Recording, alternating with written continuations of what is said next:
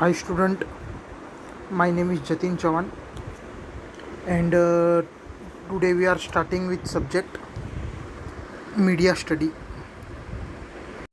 So we are starting with subject media study. Today we will be discussing. So student, you can see here he is an Habermas. He is a German philosopher. Okay, he is a German philosopher. So आज हम उनके बारे में study करेंगे जो हमारा syllabus का topic है internet has a public sphere. So कुछ आर्टिकल लिखे गए थे हेबरमस के द्वारा जो एक जर्मन फिलोसोफर है. So he said that internet has an actually said about public sphere. What is public sphere? Okay, so we will be studying about it. What is public sphere? The article addressed the main theory of the political public sphere, generally the role of internet and internet-based media in the theoretical specifically.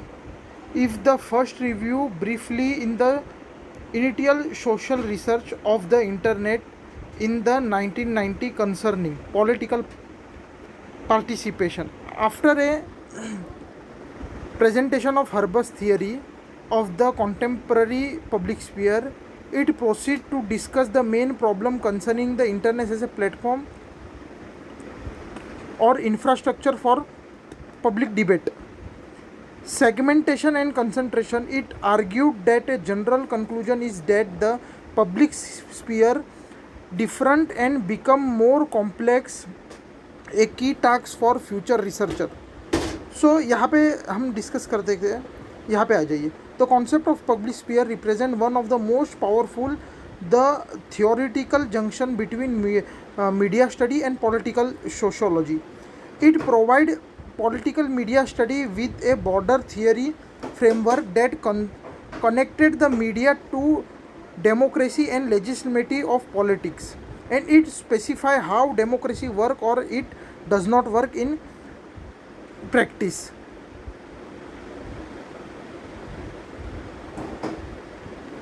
So student, यहाँ पे मैं आपको generally simplify करके बताऊँगा कि public sphere के बारे में हेबरमस का क्या राय और विचार था, ये जानते. So first of all, public sphere का मीनिंग ये था उनके हिसाब से कि public can freely debate and discuss. देखो, डिबेट और डिस्कशन करना ये सबसे अच्छी बात होती है. कुछ लोगों ने तो मतलब इतना डिबेट को इतना बदनाम करके रख दिया है कि मतलब debate is not a good thing, but debate is such a wonderful thing. आपने देखा रहेगा कि कॉलेजेस में भी डिबेट सेक्शन होते हैं, सेशंस होते हैं डिबेट्स के. So when you are debating, so naturally solutions and problems comes out. Okay, आप जब डिबेट करते रहते हो तो आपको पता चलता है कि सोसाइटी में क्या प्रॉब्लम है, आपको सीखने मिलता है और आपको सॉल्यूशन भी सीखने मिलता है. ओके, सो हेबरमस का ये कहना था कि आज के दौर में ये चीज़ हो गई है कि अभी क्या बता सकते हैं आपको, आज के दौर में ये चीज़ हो सकती है कि हेबरमस का कहना था कि कम्युनिकेशन फ्रॉम वन डायरेक्शन. सो आज के दौरान ये हो गया है, वन डायमेंशन मीडिया हो गई है. One dimension media.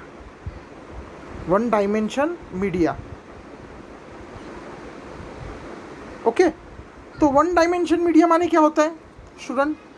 One dimension media ये होता है कि फॉर एग्ज़ाम्पल आप मास मीडिया देखते हो, टीवी देखते हो, रेडियो देखते हो, न्यूज़पेपर पढ़ते हो, तो उसमें क्या होता है, वन वे इन्फॉर्मेशन आ रही है.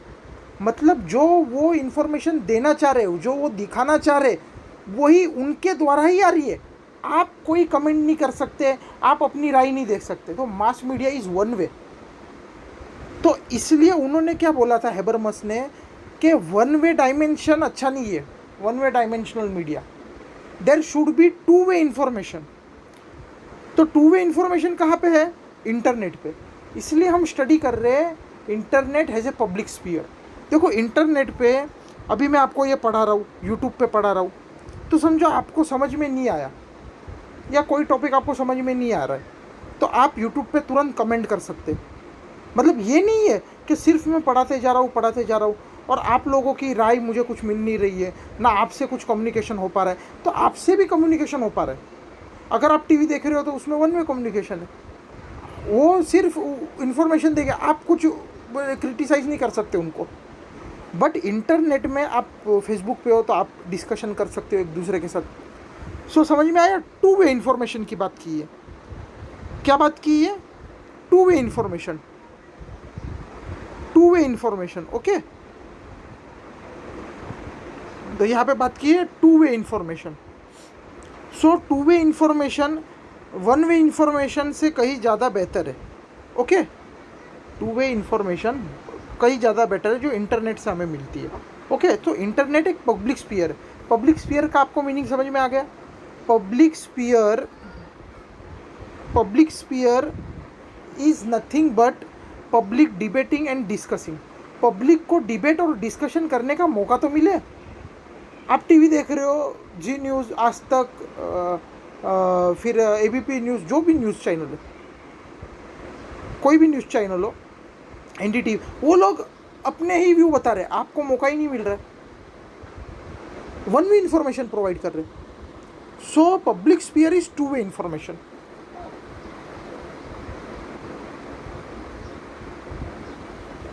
सो अभी उनका दूसरा कहना यह था कि आइडल स्पीच सिचुएशन है। मतलब उनका ये बोलना था कि जो आज का मास मीडिया है वो आइडल स्पीच सिचुएशन है। मतलब उसमें एक ही आदमी बोलता है और दूसरा सुनते रहता है। But internet is critical concern speech. मतलब समझो कि आप यूट्यूब पे देखिए, बहुत लोगों के वीडियो के नीचे कमेंट में बुरा भी लिखा होता है। तो सारे लोगों को आज़ादी है इंटरनेट पे, लोगों को आज़ादी। अगर आपको नहीं पसंद आ रहा है तो आप उसको क्रिटिसाइज़ भी कर सकते हो, बट मास मीडिया में क्रिटिसाइज़ करने का मौका ही नहीं मिलता। Okay, so we are understanding. Okay, so public sphere उनके हेबरमस के हिसाब से public sphere is critical discussion. क्या है? Critical discussion. Okay, critical discussion है। क्या है? क्रिटिकल डिस्कशन है। मतलब आप किसी भी व्यक्ति के बारे में, आपको स्वतंत्रता है, आपको आज़ादी है कि आप कोई भी पॉलिटिकल पार्टी के बारे में, कोई भी गवर्नमेंट रूल्स के बारे में आप खुले आम से, फ्रीडम से क्रिटिसाइज़ कर सकते हैं वो चीज़ को। उसे कहा जाता है पब्लिक स्फीयर। ओके, जिस तरीके से उन्होंने बताया था कि जैसे कि यूरोप में जो सलून से कैफ़े है वो एक पब्लिक स्फीयर का जगह बन गया है। आप कैफ़े में जाकर बैठते हो, आपके फ्रेंड्स बैठे, आप एक दूसरे के डिस्कस कर रहे हो, अरे यार आज तो मोदी जी ने ऐसा बोल दिया, अरे आज बीजेपी ने ऐसा कर दिया, आज कांग्रेस ने ये कर दिया। आपको पॉलिटिकल यूनिट के बारे में ओपिनियन देने का आपका पब्लिकली अधिकार है। ओके, अभी उन्होंने क्या कहा था हेबरमस ने?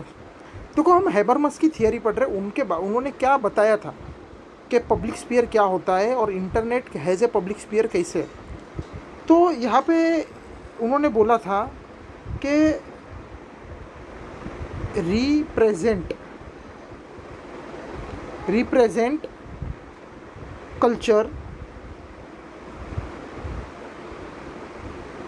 कल्चर से पब्लिक कल्चर की ओर जाना चाहिए। इसका मीनिंग मैं आपको समझाऊंगा। रिप्रेजेंट कल्चर से पब्लिक कल्चर की ओर आना चाहिए। सो इसका मीनिंग क्या होता है? रिप्रेजेंटेटिव कल्चर क्या होता है कि फॉर एग्ज़ाम्पल हमारा डेमोक्रेसी में हम हमारे उम्मीदवार को चुनते हैं, एमएलएस को, और वो हमारे उम्मीदवार हमारे एरिया की जो भी समस्या है वो पार्लियामेंट में रखते हैं। तो वो हमको रिप्रेजेंट कर रहा है, हमारी समस्याओं को वो रिप्रेजेंट कर रहा है। ओके, ना कि हम। तो ये रिप्रेजेंटेटिव टाइप हो गया, मतलब आपके समस्या को कोई और रिप्रेजेंट करेगा, ना कि आप। तो इसको कहते हैं representative culture.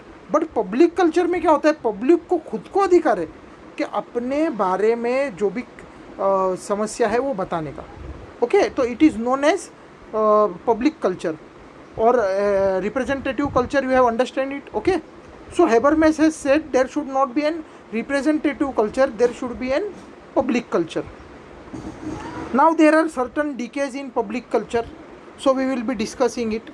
What are decays? Okay, what are decays? Decay in public culture. Okay, public sphere. Okay, decay in public sphere. So first is first is because of mass media.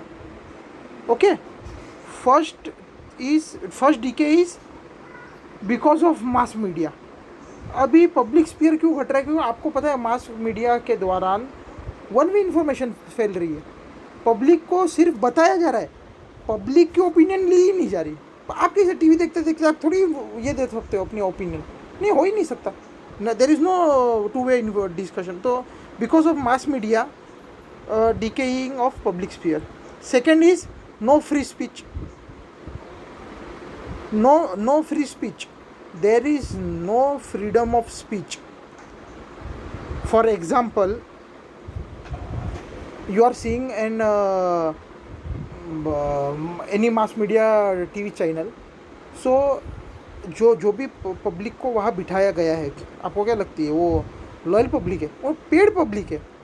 अच्छा, जो भी ये आते हैं अपने अपने पार्टी के उम्मीदवार आते हैं, एंकर भी पेड है. एंकर जो है आजकल देख लीजिए, टीवी में भी देख लीजिए, एंकर्स को भी पेड एंकर्स है. Okay, and third is paid speech bye celebrities. Celebrity जो देख रही आप देख रहे हैं, हीरो हीरोइंस, ये लोग कोई पार्टी के बारे में कभी सुबह उठ के कभी अच्छा लिख देते, सालों में नहीं लिखा, पर अचानक ही देखते थे, अरे इसको क्या हुआ, सुबह सुबह अच्छा लिखने लगा ये पार्टी के बारे में. अरे भाई, रात को पैसे आ गए, तो ये उनको मिलते हैं पैसे, इसलिए वो लोग लिखते. तो ये सारी चीज़ पब्लिक स्पीयर को डीके कर रही है. ये जो चीज़ें है, इधर पब्लिक के रियल ओपिनियन है ही कहाँ. आपको लग रहा है ये हीरो ने ऐसा बोल दिया, अरे भाई उसने नहीं बोला है, उसको पैसे दिए गए हैं. So there is no real public sphere. Okay,